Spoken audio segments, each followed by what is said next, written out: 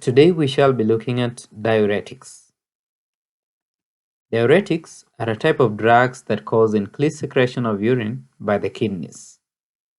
These drugs produce the effect by decreasing the reabsorption of water and electrolytes by the renal tubules, allowing more water and electrolytes to be excreted.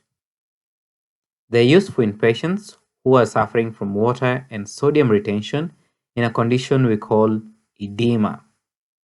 This edema is known to occur in patients who have heart failure, nephrotic syndrome, or liver cirrhosis. Diuretics are not used in patients with urinary retention.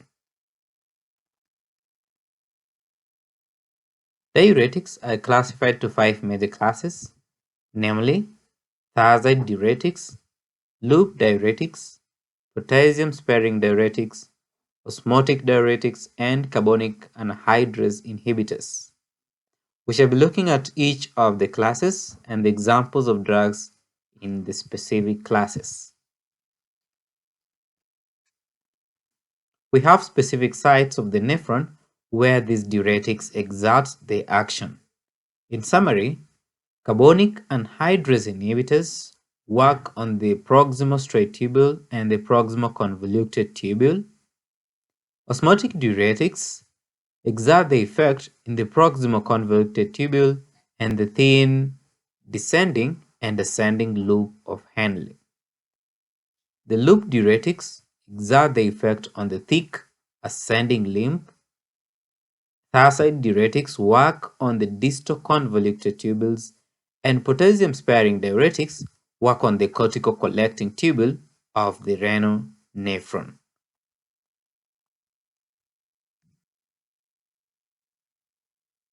Looking at the classification of diuretics, we said we have one type of diuretics known as carbonic anhydrase inhibitors. Carbonic anhydrase inhibitors work in the proximal convoluted tubule and are usually indicated in the treatment of cystinuria by increasing the alkalinity of the tubular urine. They used to treat glaucoma, whereby they're known to reduce or decrease the ocular pressure. We also use carbonic anhydrase inhibitors in the treatment of acute mountain sickness and metabolic alkalosis. The carbonic anhydrase inhibitors work by inhibiting the carbonic anhydrase in the proximal tubule. They block the reabsorption of bicarbonate, and sodium is then excreted together with the hydrogen carbonate ions. The examples of drugs that are found under carbonic anhydrase inhibitors are acetazolamide, dorzolamide, and brinzolamide. Let's have a brief look at acetazolamide. Acetazolamide works or suppresses the activity of carbonic anhydrase that is present in the tubules and the eyes, therefore preventing the reabsorption of water and sodium, eventually causing diuresis. We use acetazolamide in the treatment of glaucoma, where it is specifically known to reduce or lower the intraocular pressure. The normal usual dose is between 250 milligrams to 500 milligrams 4 times a day. Another type of diuretic is known as osmotic diuretic. Osmotic diuretic is known to work on the proximal tubules and the loop of Henle. These drugs are indicated in the treatment of acute and chronic renal failure, to reduce preoperative intraocular and intracranial pressures. We use osmotic diuretics in acute glaucoma and brain edema during head injury. The mechanism of action of osmotic diuretic is that they work by osmotically retaining water in the tubules by reducing the reabsorption in the proximal tubules. This effect is also felt in the descending limb of Henle and the collecting ducts. These osmotic diuretics are as well known to extract water from the cells.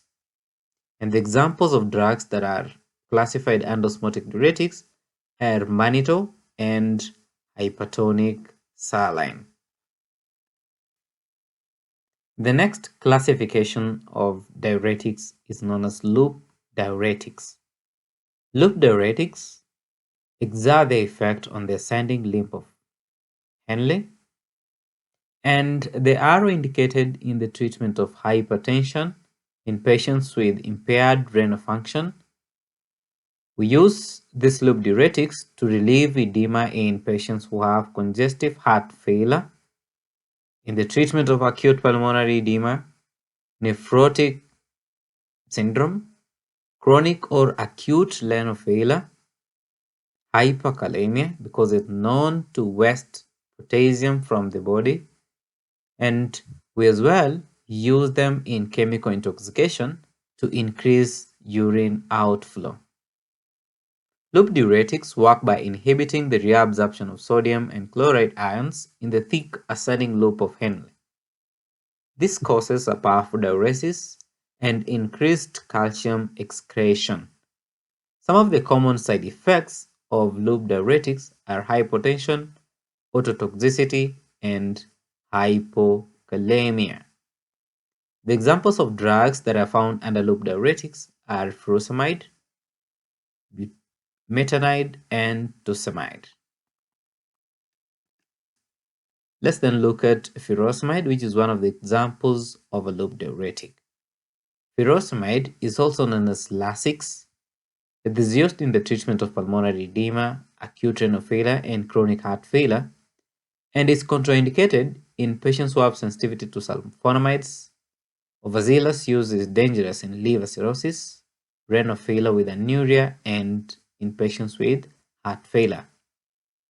Some side effects that are notable with the use of furosemide are hyponatremia, hypokalemia, hypotension, nausea, and dizziness.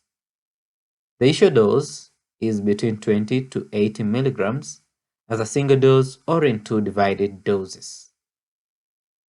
Furosemide is normally given in conjunction with potassium supplement or a potassium-sparing diuretic such as spironolactone to counteract the effect or to counteract one of its side effects known as hypokalemia or potassium losses. This medication has a rapid onset of action of about 1 hour when it's taken orally and 5 minutes by injection route. The duration of action is about 6 hours, so it's possible to use this drug as a twice daily dose whenever necessary. Another type of diuretic is thiazide diuretics. Thiazide diuretics work on the distal convoluted tubule, and they are usually indicated in the treatment of hypertension, ascites, congestive heart failure, renal stones or renal calculi, nephrogenic diabetes insipidus, chronic renal failure, and in osteoporosis. Thiazide diuretics usually work by slowing the reabsorption of the distal convoluted tubule, therefore increasing the excretion of sodium and water. One of the examples of drugs in thiazide diuretic class is hydrochlorothiazide.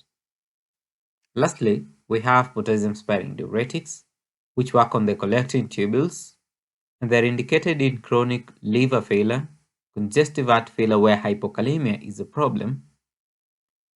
The use of potassium-sparing diuretics is also important in aldosteronism management, and they are usually combined with thiazides and loop diuretics so that the potassium is conserved in edema associated with heart failure, hepatic cirrhosis, and ascites.